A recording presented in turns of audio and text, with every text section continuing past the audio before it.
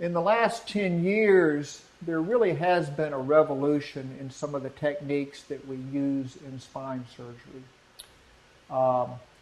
One of the things is the stereotactic navigation, which is, again, much like the GPS in your car that tells you where you are on the road through satellites.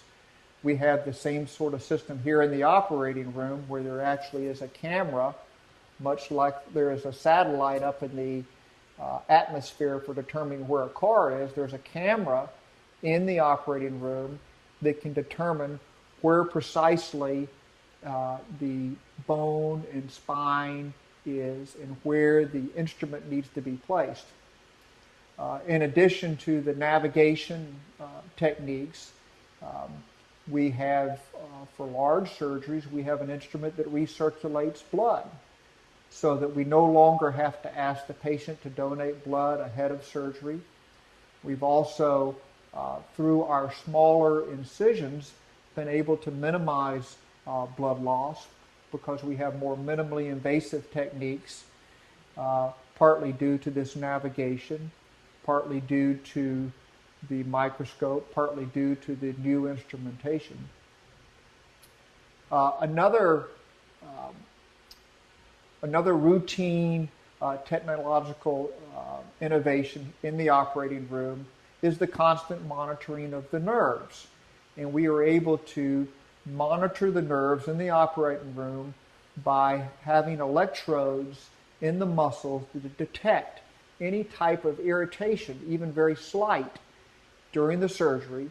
And then we are able to modify our surgical techniques so that we can do things very precisely and very safely around the nerves.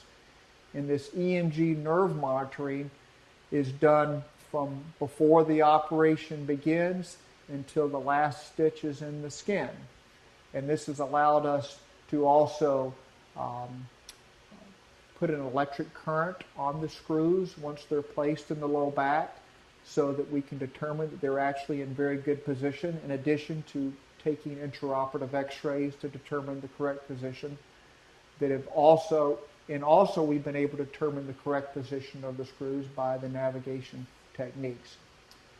One last innovation in spine surgery is the use of biologics, so that when we use a bone graft for a spinal fusion procedure, if the patient needs a spinal fusion procedure, either in the cervical spine or in the lumbar spine, and this allows us not to have to take bone from the patient's hip that can be a potentially painful site long term.